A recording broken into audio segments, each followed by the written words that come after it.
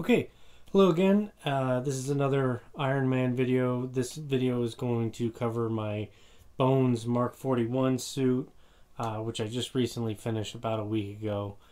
There's a reveal video.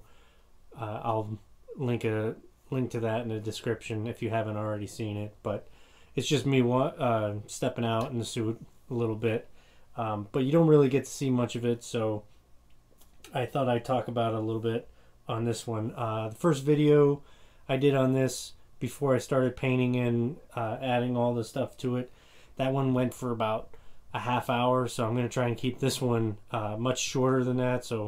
But I want to try and talk about as much of this as I can, but like I said, I'm going to try and keep this one short. So jumping right into it, I'll start at the bottom and work my way up. One of the things you don't see in the initial video is the boots. This is one of the boots, fully painted. Talked about it in the other videos, but for more info on these, but this is how they ended up coming out to look. I added a little bit of Velcro at the top of the tongue here. This just keeps them a little bit tighter around my foot for when I'm walking. So that's that. Next, this isn't really next, but this is one of the knee pieces. It just wraps around with elastic. There's a buckle on one side. This way I can buckle it around. I don't have to try and pull it over like a big sock or something like that, which is what I did last year. But this one is a little bit easier to put on. These little ring pieces, they're just glued, hot glued right to the elastic. But that's the knee. So back down a little bit. Sorry about that. This is one of the shins. This you definitely don't see, unfortunately, in the reveal video. Couldn't get the camera low enough, but here it is. This is the front. I'm especially proud of this because of how the shock absorbers on the back came out. They came out really good, I think, for the look of it. They're going to be great next to each other, walking down the con floor and stuff. So, but this is just a quick look at it, how it came out. This one attaches. This should be the left-hand side. They split open on the outside, which is something I tried to avoid doing, but because of the design on these shins, having the opening on this side worked out to be the best because it had a nice straight line that I could go on. On this side, the pieces kind of interact too much. This would be the inside, so it has too many parts where it actually connects, you know, here, all the way around there. So it just seemed easier because there was more space in between this brass side and everything. It was just a lot easier, and it's a little bit easier to hide when I'm actually wearing this on my shin. As you can see, that hides very, very well for a seam. So that worked out the best. Not ideal, like I said. I like to keep them towards the inside where you're not going to see it on the body. But and that's, you know, wrap around. I used actual springs. Had to chop them up and then printed out the shock pieces myself. But that's pretty much those. These are one of the pieces that I did use a pre-existing Pepakura file for. I can't remember who the maker of the file is, but when I add this I'll add that to the description. Sorry, but these are actually Mark III files. These are from the Mark III, the silver suit. That's from the first movie. The second prototype, I guess, or I guess that would technically be the Mark II then. Yeah, the Mark II, I'm sorry. Well, Mark II and Mark III, they're pretty much the same suit. One's just painted. But anyway, that's a little bit. But that's the file that I ended up using for this, just because I have large calf muscles, not intentionally. They just happen to be large, so it was easier for me to use a pre-existing pattern to make the shin pieces. It would have been too difficult for my legs to try and make my own pattern for them. They would have been really weird. But anyway, I was able to add all the bones Mark 41 pieces to the outside of that and make a pretty damn good looking Mark 41 shin with the Mark II/3. But that's the shin, so cover that. The thighs, just like my last suit, they just have one buckle, one buckle on the outside of the hip, and that's what attaches them. This was patterned from scratch. You know, the inside of it anyway. But what to say about this? Excuse me, sorry, I'm kind of making this up as I go along. You can probably tell that.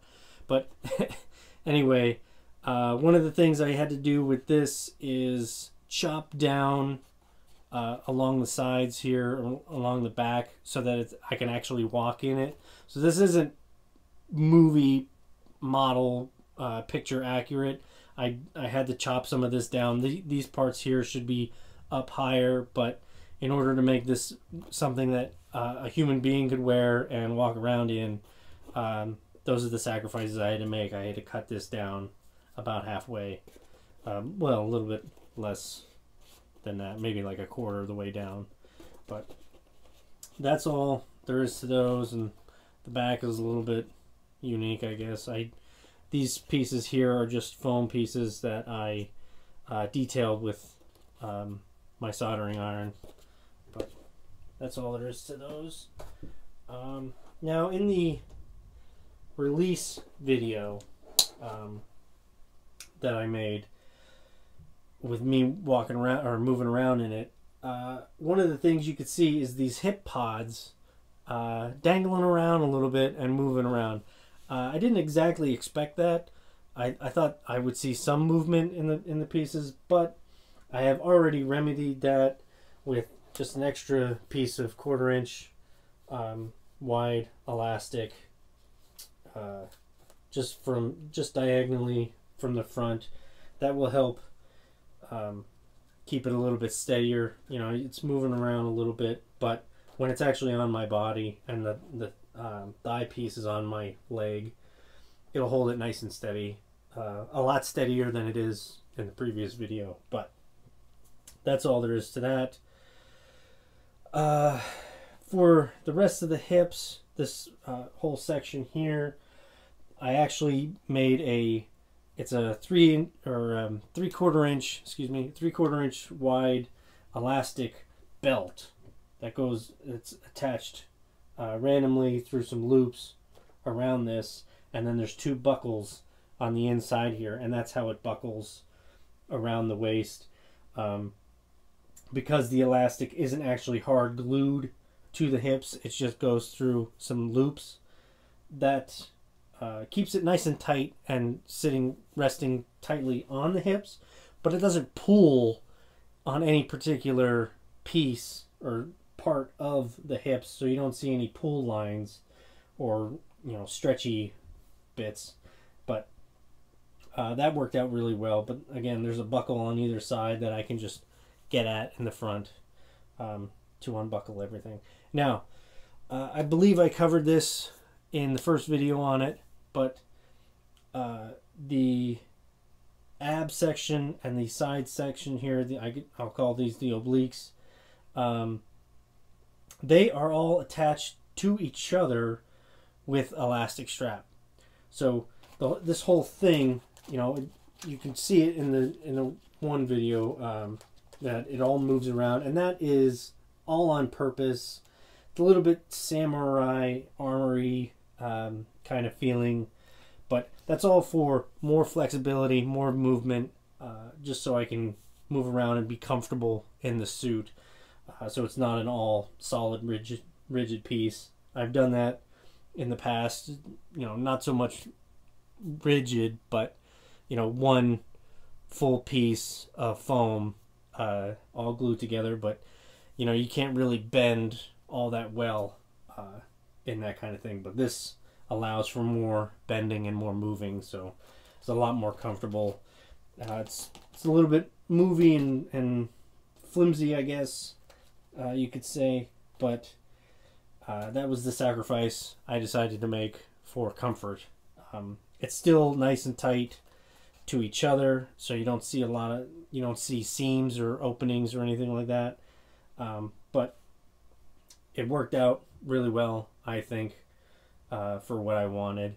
Now, next, moving up to the chest, I showcased this in another video also, but the chest piece is separate from the rest of the torso. Now, to get back to it, this whole torso section is all bound together. Here, I'll demonstrate the chest magnets by taking that off momentarily. I was going to show that anyway, but this is the substructure for the chest, and I have metal wires here. This is to keep, you know, the top and the bottom aligned to each other, because again, the shoulders and the back are all attached to this, so to keep it nice and firm around the shoulders, so that, you know, the shoulders aren't pulling up, or the chest not, or the abs aren't pulling it down and separating it. I added the wire, and then there's wire on the inside here to all give this nice firm structure. But the shoulders, there's elastic. You can see a little bit here. There's an elastic strap for actually going over the shoulder. So these pieces actually don't touch my shoulder blades. They're actually built up a little bit just so it matches the design of the suit. But again, these don't actually rest on my shoulders. The elastic strap that's underneath, that rests on my shoulders, and it holds the suit in its proper place. But back to the chest, or the arc chest piece. I have several magnets. What do I have? 3, 4, 5, 6, 7, 8. I have 8 magnets there holding this up, and then I have some Velcro just for a little bit extra holding power. But that is mainly for ease when I'm actually putting this suit on.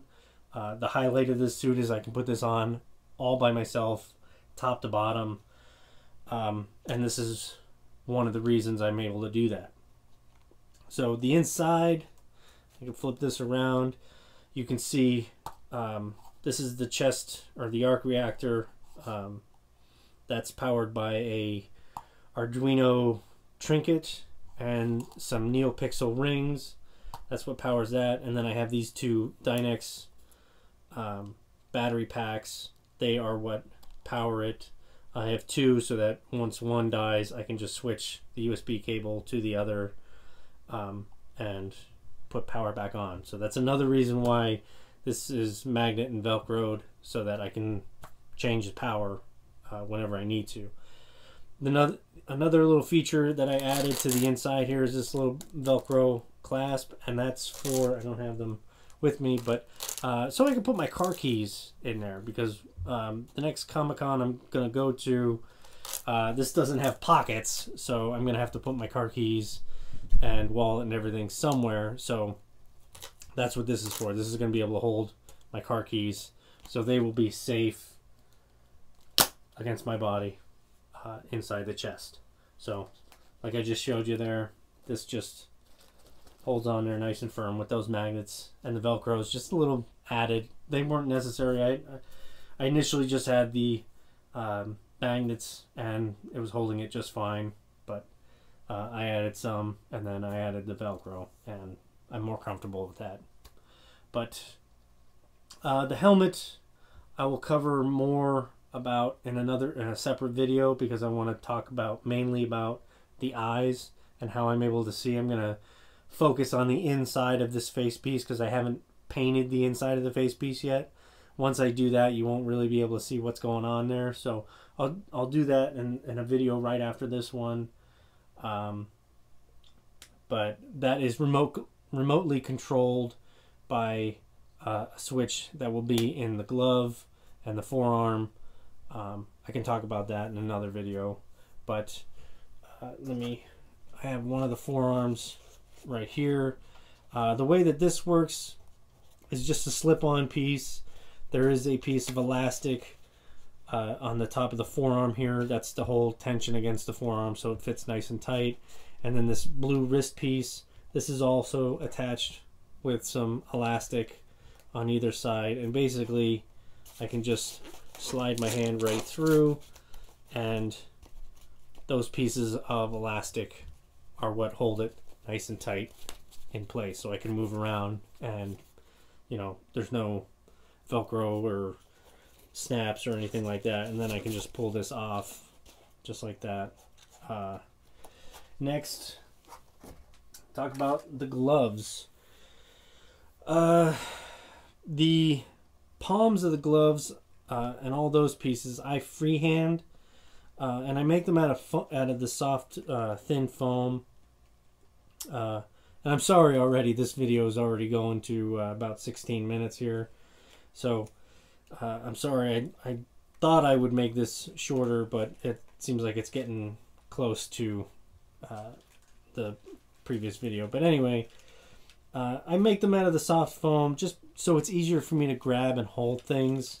I could just 3D print these, but that's too rigid of a palm for my hands. I 3D print the fingers, and that's okay, but I don't know, it's just a personal choice. I don't 3D print the palms of the hands. I make them out of soft foam just so I have more flexibility in my hands and more control.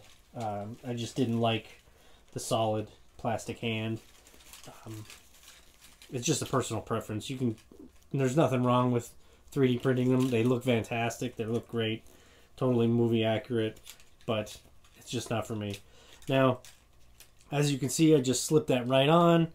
All of the fingers, all the finger pieces are glued to each other via a piece of elastic. There's a piece of elastic going through each one of them, and I can stretch and pull all the pieces apart. That's what makes it easy for my fingers, my actual fingers, to move around in them, and that's what attaches them to the glove.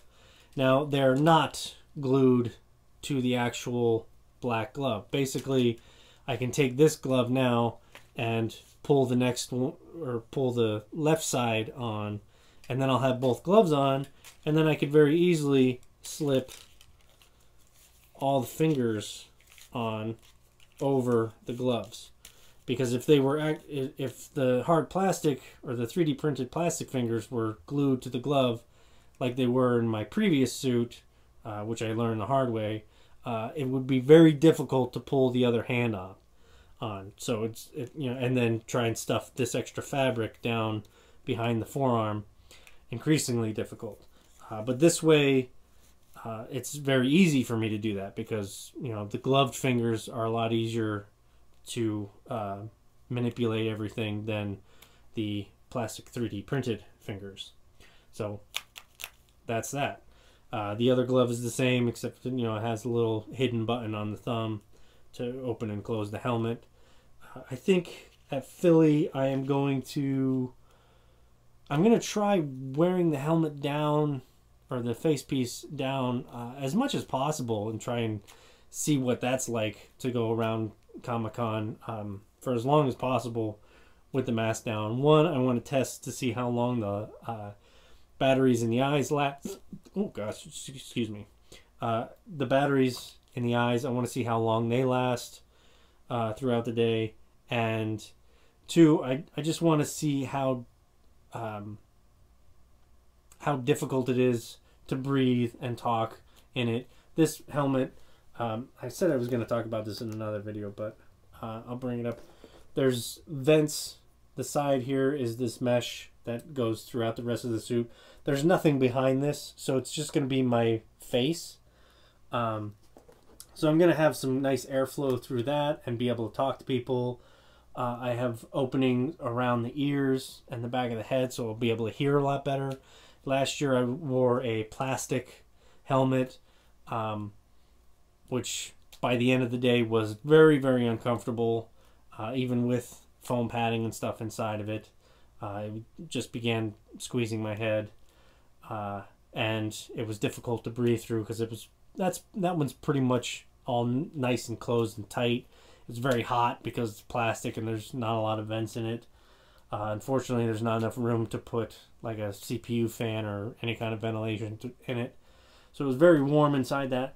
This one, I'm hoping with the vents and the spaces that I have between the face piece and the rest of the helmet, hopefully there's enough airflow for me to be comfortable. Again, that's why I want to try and wear it down as much as possible, even though it does go up and down. I want to try and see just a personal test to see how long I can wear it like that. It's just me being me. But I'll just take this glove off. It's basically how it works, to take it back off, pull the fingers off, and then I can pull the glove off very easily. I highly suggest something like that for your build, but that's how I did mine.